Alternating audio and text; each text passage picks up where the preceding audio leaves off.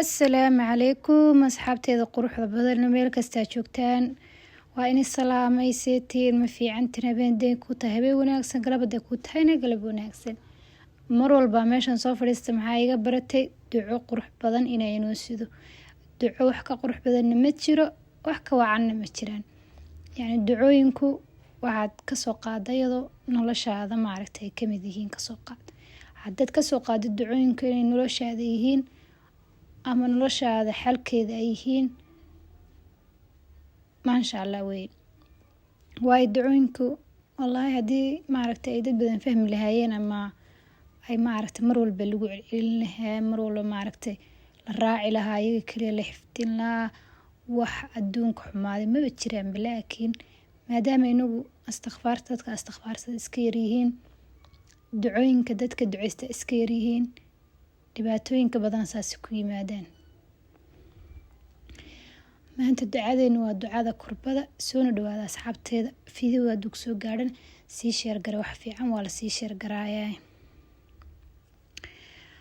inaga sideedaba adduunkan kurbo maba ka dhamaanayso waayo dheh Allah subhanahu wa ta'ala suuratu al-baqara muxuu leeyahay واستعينوا بالصبر والصلاة وإنها لكبيرة على الخاشعين الذين يظنون أنهم ملاقو ربهم وأنهم إليه راجعون الدون كان قبيهانتي سبه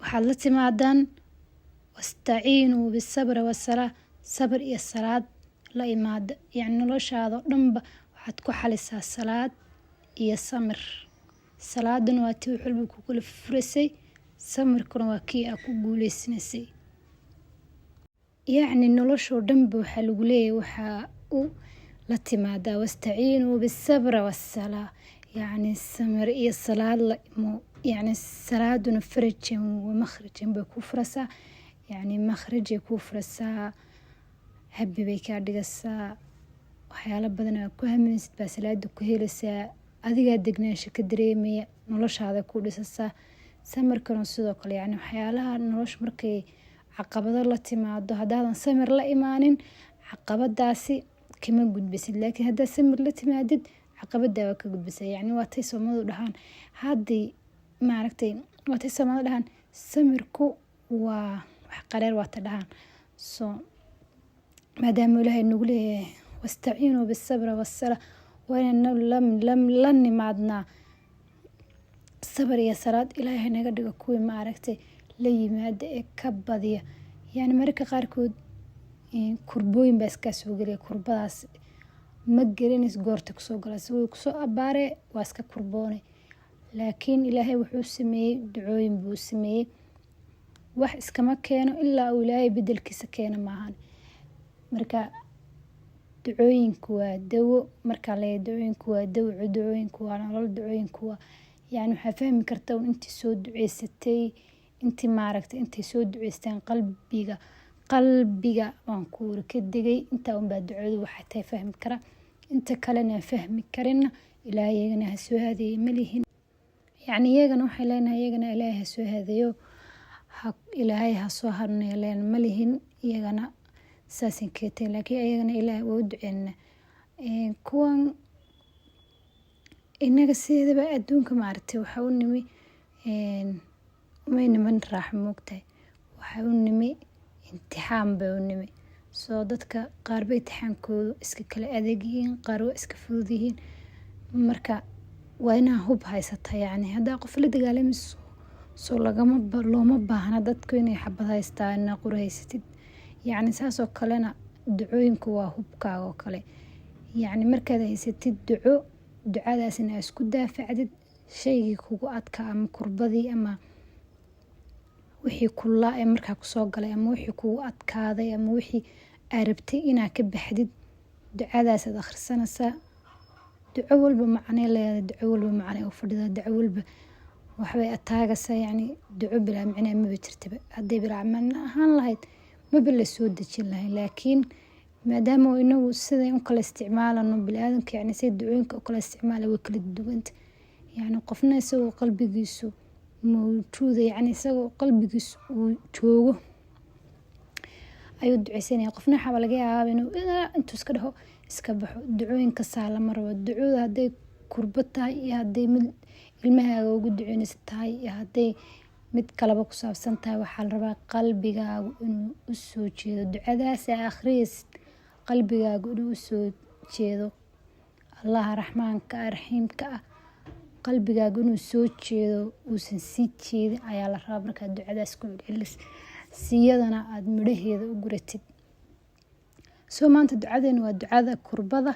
ilaahay waxaan uga baryaa qof walba haddii kurba haysato kurbada inuu ka qaado. sidoo kale inaad ducada kurbada xifdisan.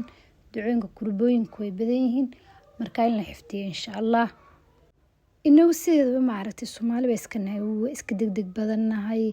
waxaa laga yaabaa marka wax kugu dhacana ducada sooba xasuusanba, laakiin xasuuso oo ducooyinka la xifdiyo. oo xataa haddaad ilowsan tahay waxaa samaysaa moobilkaaga kusoo dejinay maalintii 2 goor 3 goor haddaa ku celcelisid. waxaan ku iri maasha Allah, dhinac walba waa ka barakoobaysaa. dhinacaadan ka barakoobayn maba garanaysid. ducooyinka u baahanta haddaad soo dejisid oo mar walba aad ku celcelisid. haddaad gabar tahay oo cunto karinaysidna adoo cuntada karinaya ku karisid. haddii kalena qof mashquulsan aad tahay markaa sii seexanaysid ducooyinkaad soo dejisay ku celisid, wallaahi waa ku faa'iiday ee kuma khasaarisid.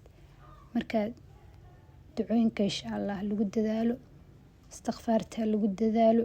istighfaartuna iyaduna waa waxyaalaha ugu waaweyn nolosheena guush u keena, hamigeena aan rabno inuu rumeeya. waxyaalaha Ilaahay uu kugu naxariista badan yahay istighfaarta ilaawin. midna ogowyaa salaada aroor markaa u fadhiisatid istighfaarta aad istighfaartid, wallaahi way ka manfac badan tahay kuwa kale in caadiga u marna. yacni salaada aroor markaa ka baxdid xilliga salaada aroor la taagan yahay, anu barqama sheegay xilliga salaada aroor istighfaarta istighfaarsatid way ka manfac badan tahay istighfaaraha kale. soo waxaan dhihi lahaaba aynu ku dadaalno aroorta alaasiida aroorta markay tukano ducada istighfaartaas in ku dadaalno. marka maqribka u fadhido sidoo kale inaad duceysatid oo istighfaarsatid. wallaahi istighfaarahaas oo labada xilli la duceystaa. yacni waagi hore markaan ka maqli jiray in wadaadada sheekhyadeenna ilaha barakeeye in ka maqli jiray oo kaliya waxaa maqli jiray istighfaarsada aroortii galabtii.